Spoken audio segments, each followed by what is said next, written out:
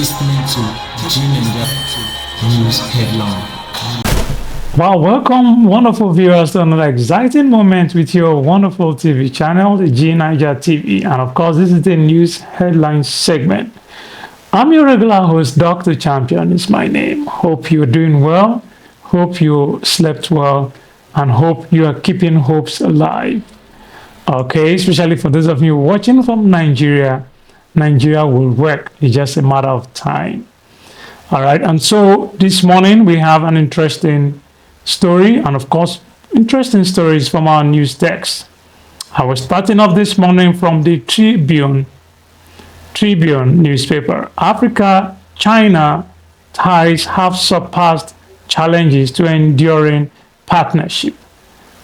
President Bola Ahmed Tinubu. Africa-China ties have surpassed challenges to enduring partnership.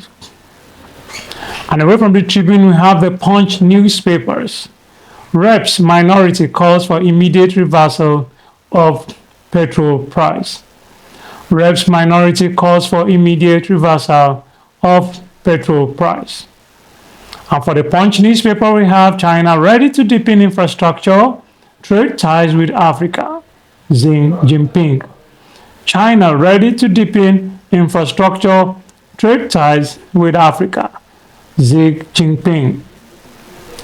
And of course, we have Christiana Ido killing of 300-level FUNAB students. How military arrest suspect.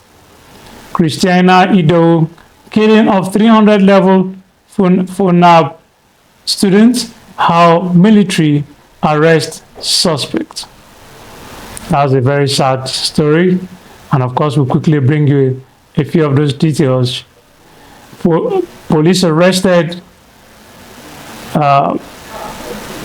has made an arrest over the kidnap and murder of one undergraduate in Lagos, Nigeria commercial city.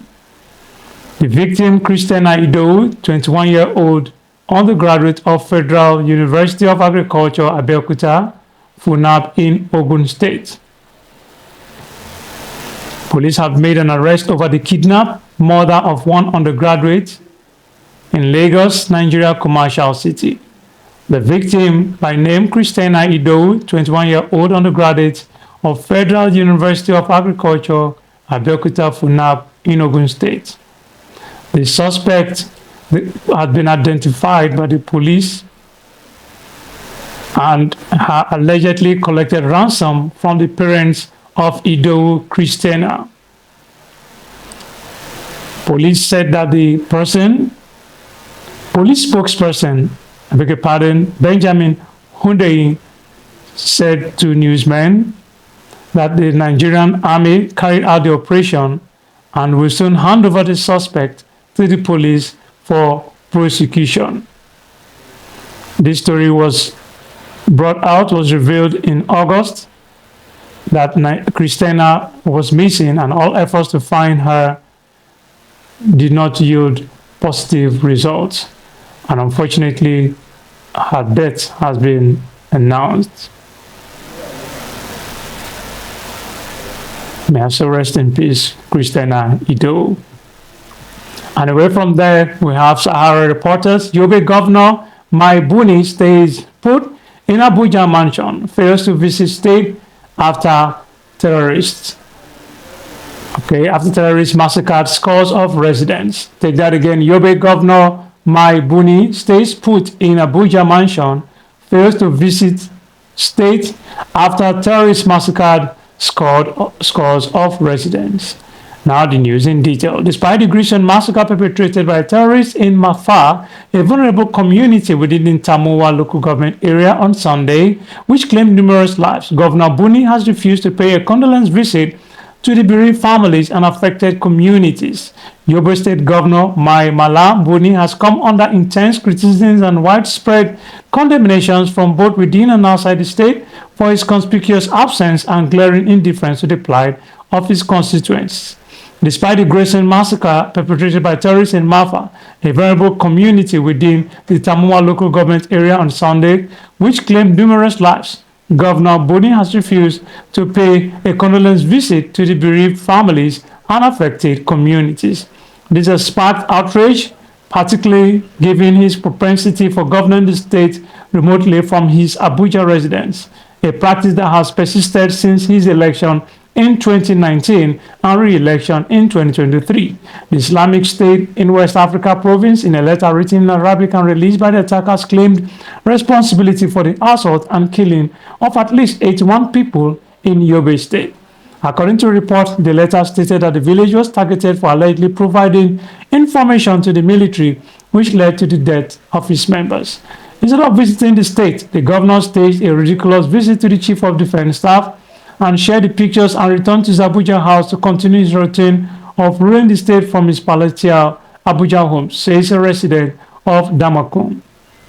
A chorus of discontent has erupted among the state residents who are utilizing WhatsApp groups as a platform to articulate their deep-seated frustration.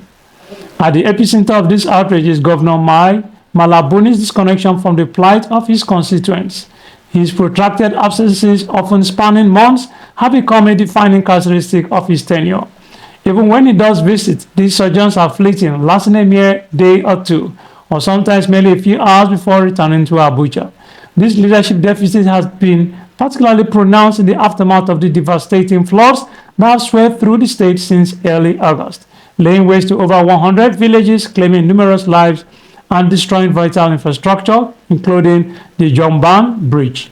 Yobe has been an abandoned state since, governed by a distant, disinterested, and incompetent governor who stays permanently in Abuja and only visits the state once in the blue moon and returns to his house in Abuja.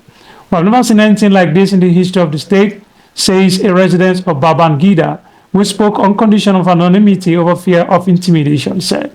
Because the state government could not help victims of the flood, many have taken to begging and sleeping in primary schools, whose many classrooms, especially in Posiskan, are largely leaking. Widows of men killed by Boko Haram at Mafa village are now sleeping under trees around the MS Palace in Babangida.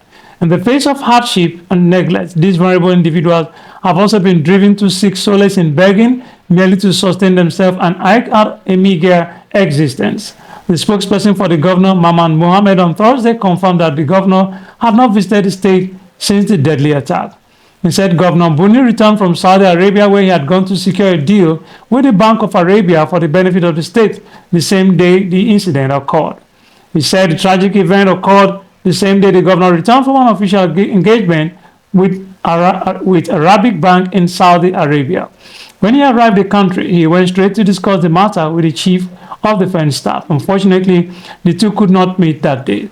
They, however, met yesterday, Wednesday, to discuss the need to deploy more manpower to Yobe State because these terrorists don't have a base here. All they do is to come in and hit soft targets, then run away. So the governor was represented by the deputy governor at the funeral of the victims, all totaling 34, as evacuated by the military. He also ordered monetary support should be given to surviving families of the deceased, Mohammed said. Mohammed said, contrary to conflicting figures in circulation, some as high as 130 casualties, 34 corpses were officially evacuated by the military in the aftermath of the tragic incident. Details of that can be seen from our dailies. And away from there, we have the Daily Trust. Lagos train transport 2 million passengers in 1 year. Lagos State train transports 2 million passengers in 1 year. African leaders snub Indonesia summit in favor of China visits. African leaders snub Indonesian summit in favor of China visits. Ex-Minister Nenadi Usman emerges Labour Party Caretaker Committee chair. The Labour Party on Wednesday announced the composition of 29-man caretaker committee to be chaired by former Minister of Finance, Senator Nenadi Usman. The immediate past Senate Minority Deputy Leader, Senator Darlington Wokocha, was also appointed to serve as secretary to the committee, which will midwife an election of a new leadership of the party within 90 days. And still on the Punch newspapers, we have Nigeria's economy has stagnated. Bill Gates. Nigeria's economy has stagnated. Bill Gates. And the last but not the least, the Premium Times Nigeria. Hashtag end bad governance. Lawyer asks AGF Fagbemi to withdraw charges against protesters. A lawyer, Pelumi Olajigbesi, has written to the Attorney General of the Federation and Minister of Justice, Attorney General of the Federation, Lateef Fagbemi, to terminate the ongoing prosecution of accused hashtag end bad governance protesters. He also urged Mr. Fagbemi, a senior advocate of Nigeria, to ensure the release of all detained protesters. And that's the much we can take for you today. Please, as you go out, stay safe, stay healthy, stay informed, and of course, please like all our videos, comment, make our community more interactive. Please share this video, subscribe to our YouTube channel, and of course, always stay tuned to your favorite TV channel, the G9ijaTV News Headlines, so you can always stay informed and stay ahead of the curve. I remain your host, Dr. Champion. Bye for now.